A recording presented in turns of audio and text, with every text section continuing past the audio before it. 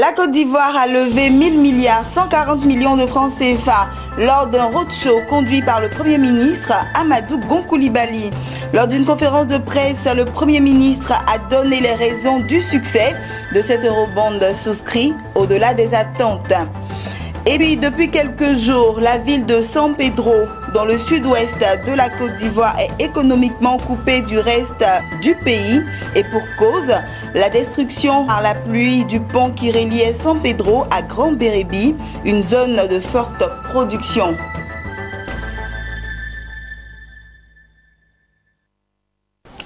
Bonsoir à tous et bienvenue au journal de Business 24 Africa. La Côte d'Ivoire vient de lever environ 1000 milliards 140 millions de francs CFA sur le marché financier international. Un roadshow conduit par le Premier ministre ivoirien s'est rendu à cet effet sur les places financières de Paris, Francfort, Munich, Londres, Boston et New York du 1er au 8 juin. De retour de cette mission économique, Amadou Gon Coulibaly a donné les raisons du succès de cette eurobond souscrit au-delà des attentes. Lawani Babatunde nous en dit davantage. 1 milliard 250 millions de dollars et 625 millions d'euros, soit au total 1000 milliards 140 millions de francs CFA. C'est le montant levé par la Côte d'Ivoire sur le marché financier international. Une large souscription qui a surpris plus d'un. Ces derniers mois, la Côte d'Ivoire a vécu des maux sociaux et des revendications de militaires à coups d'armes à feu. Pour de nombreux observateurs, ces situations constituent une menace pour le succès de ce nouvel eurobond. Mais rien n'y fit. Quels enseignements faut-il tirer de cette nouvelle émission d'Eurobond? De mon point de vue, ils sont de plusieurs ordres.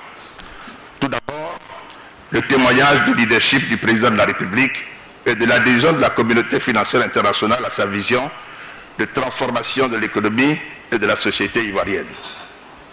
Ensuite, la confiance des acteurs des marchés internationaux des capitaux dans la signature de l'État de Côte d'Ivoire que traduisent le niveau des souscriptions et les taux d'intérêt compétitifs qui ont été obtenus. Par ailleurs, la forte souscription de l'émission en euros est la preuve de la profondeur du marché de l'euro et de l'existence d'une poche de liquidité de ressources accessibles à des maturités plus longues et à des taux plus avantageux. En outre, cette émission a permis, dans le contexte de volatilité des prix des matières premières que notre pays a subi, particulièrement pour le cacao, de mettre en exergue la résilience de l'économie ivoirienne fondée sur la diversification de sa base productive. Je dois aussi mentionner la pertinence des mesures entreprises pour rendre la croissance économique plus inclusive, notamment en matière d'emploi et de dépenses sociales. Pour le Premier ministre ivoirien, le succès de ce nouvel eurobond est également à mettre actif de nombreuses réformes initiées par le gouvernement depuis 2012, ce qui a permis à la Côte d'Ivoire de se classer 3 années successives parmi les 10 pays meilleurs réformateurs dans le monde. Il peut être relevé les priorités de notre politique économique, et je voudrais les rappeler, à savoir l'accélération des réformes visant à consolider le rôle du secteur privé comme principal moteur de la croissance économique. L'amélioration de la compétitivité de l'économie à travers le développement des infrastructures, des compétences nationales, notamment en matière de formation professionnelle et du marché financier sous-régional. L'accélération de la transformation locale de nos matières premières pour une meilleure contribution à la création de valeur ajoutée et d'emplois. Enfin, je voudrais vous dire, dégager des marges budgétaires du fait de la croissance pour améliorer les conditions de vie de nos compatriotes. Quant à l'avenir de la Côte d'Ivoire, Amadou Gon Coulibaly s'est voulu rassurant. Pour lui, les perspectives sont bonnes. Reste à tous les Ivoiriens d'œuvrer pour la préservation de la paix et la stabilité, gage d'un développement durable, a-t-il martelé.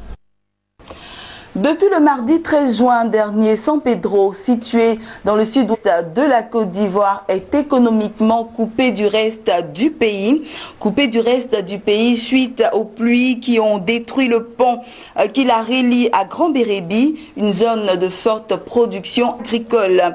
Les deux voies routières qui reliaient San Pedro à Abidjan, la capitale économique, sont elles aussi impraticables. L'économie du dipôle économique de la Côte d'Ivoire est menacée. Le mardi 13 juillet, les populations de San Pedro se sont réveillées avec un pont détruit. À proximité du corridor, voici ce qui reste du pont enjambant le fleuve d'Ibouy. Le pont s'est écroulé, arraché à ses deux extrémités et effondré sur le fleuve.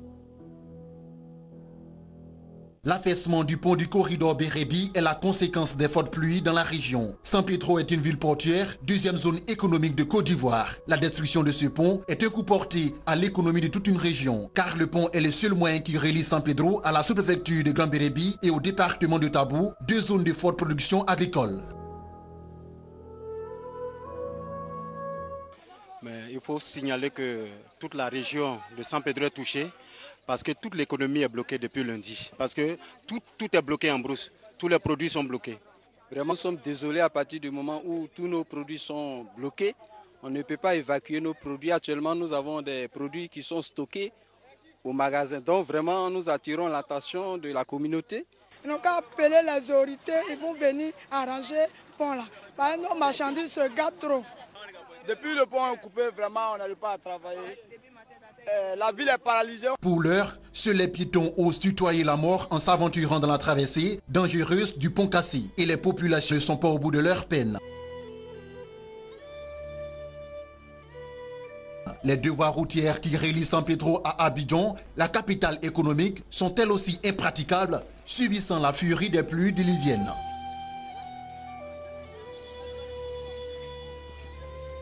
Le premier souci que nous avons, c'est déjà de remédier à un passage rapide.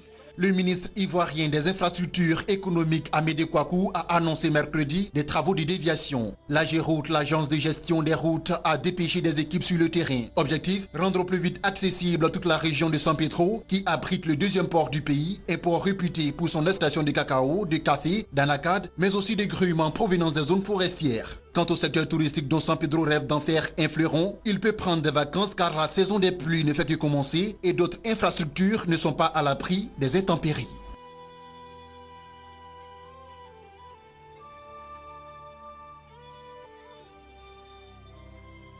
Voilà, c'était le reportage d'Abel Kwao commenté par Lawani Babatunde. On arrive à présent aux informations en bref et en images.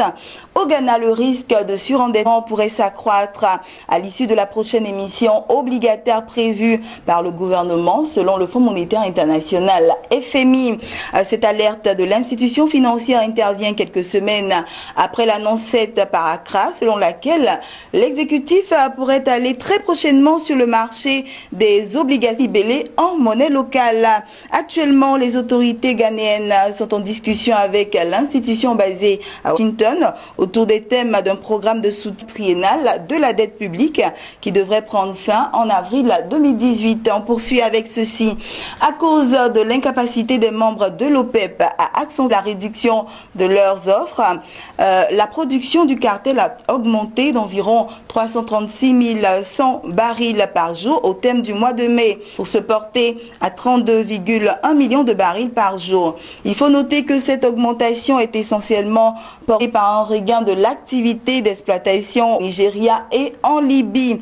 De l'autre côté, l'Irak a augmenté sa production de 44 000 barils par jour. Seulement 4 pays au sein du groupe ont respecté l'application de leur quota de réduction. Il s'agit de l'Arabie Saoudite, de l'Angola, du Koweït et du Qatar. On termine avec ceci. La Sonatrach, société publique algérienne des hydrocarbures, et le groupe énergétique italien Eni ont signé plusieurs accords de partenariat.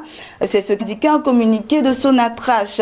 La signature de cet accord permet par ailleurs à Sonatrach d'améliorer ses relations avec ses partenaires pour l'amélioration de la production de pétrole et de gaz conformément aux souhaits des autorités algérienne.